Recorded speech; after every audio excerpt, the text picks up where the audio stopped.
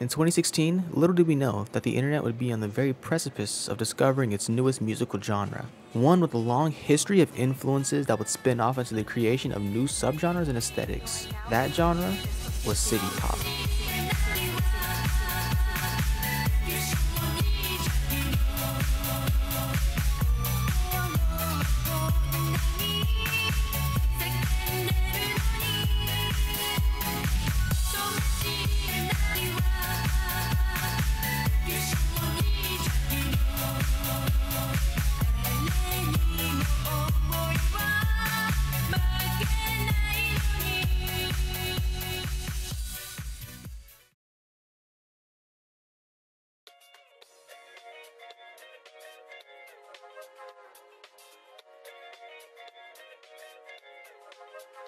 Think back to then.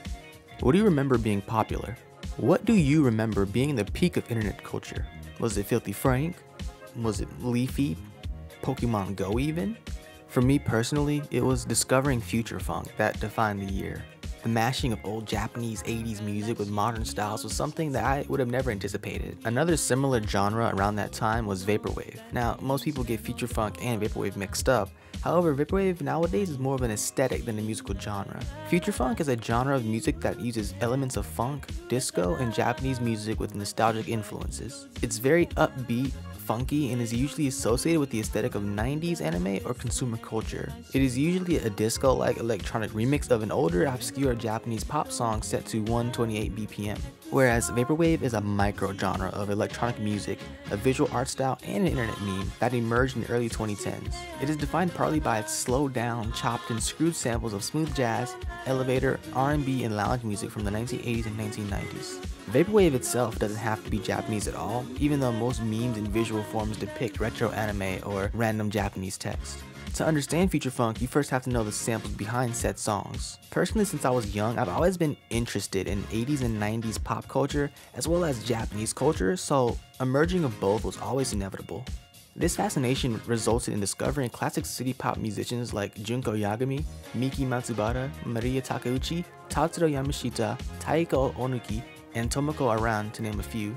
I'll admit, I fell into a rabbit hole of sorts for years after discovering more and more obscure artists. As of right now, my favorite city pop artists are Junko Yagami, Maria Takeuchi, and Kōzō Murashita. Now, the first two names you may have heard before, but probably not the last one. In my opinion, he's one of the most underrated and best city pop artists of all time. And his main genre isn't even city pop. This is the legacy of Kōzō Murashita.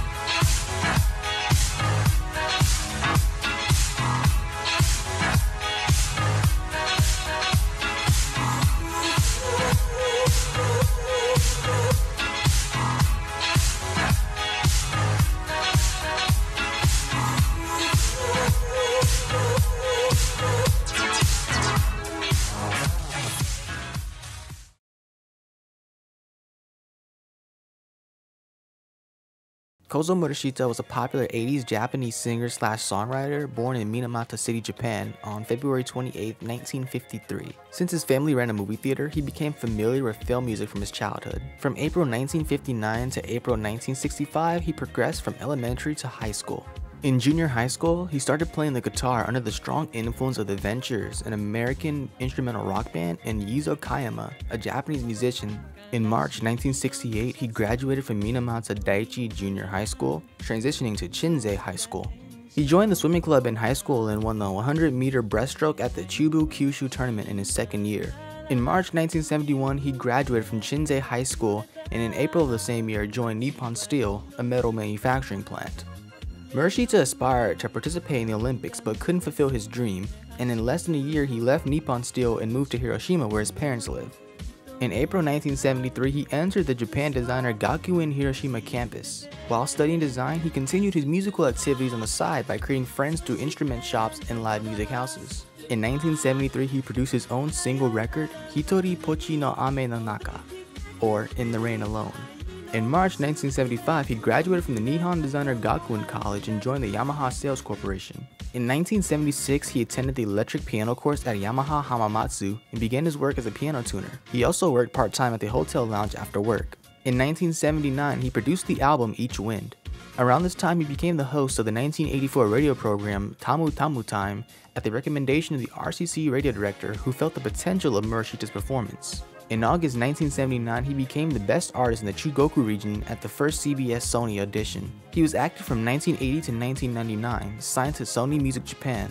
On May 21st of 1980, he debuted with the single Suki Akari. And on July 1st of the same year, his debut album Kite Ki ga Kikoeru Machi was released. In 1981, his fourth single Yuko was released. It immediately became a nationwide hit. All the way from 1980 to 1999, Murashita will continue to sing and reach the hearts of people, young and old, for the foreseeable future.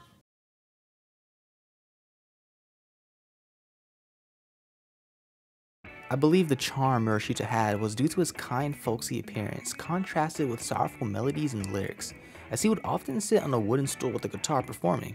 This would acquire him many fans. February 1983 would be the highlight of Murashita's musical career, with the debut of his most famous song Hatsukoi that got him to the spot of number 3 on the charts. Hatsukoi meaning first love in English. Hatsukoi is a song about a young man's feelings as he falls in love for the first time.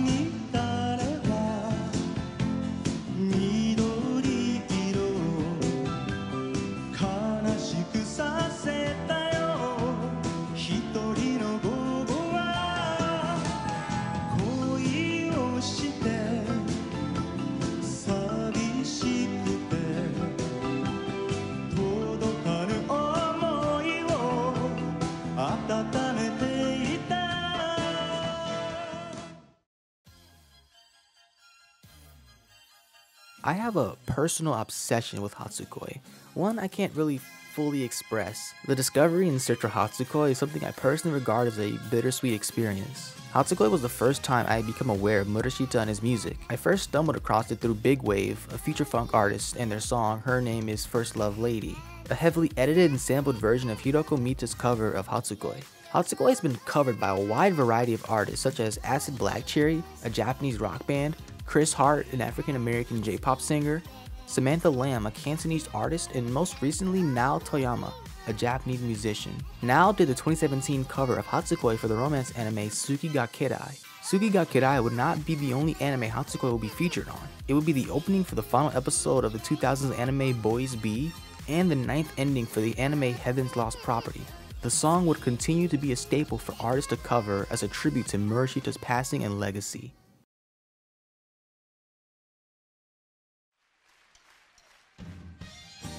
In 1985, due to an undisclosed illness, he was forced to stay in the hospital. This would be the first reported incident of Murashita's health condition.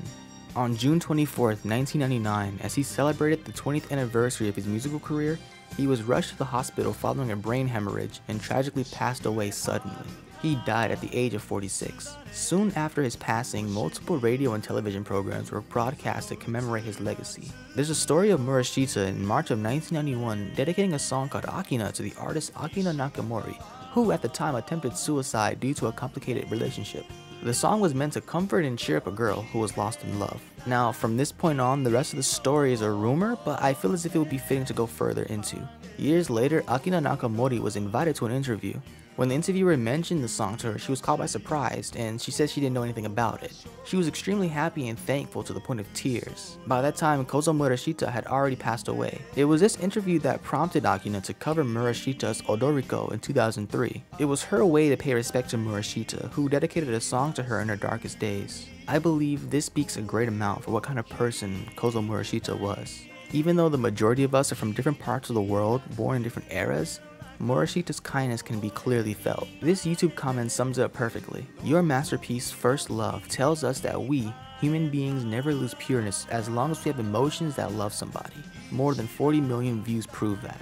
I hope that this video would be a good tribute to Mr. Murashita and his legacy, one that will continue to spread and attract new fans. I hope whoever you are enjoyed this video. My name is Skeledris, and I will see you all in the next one.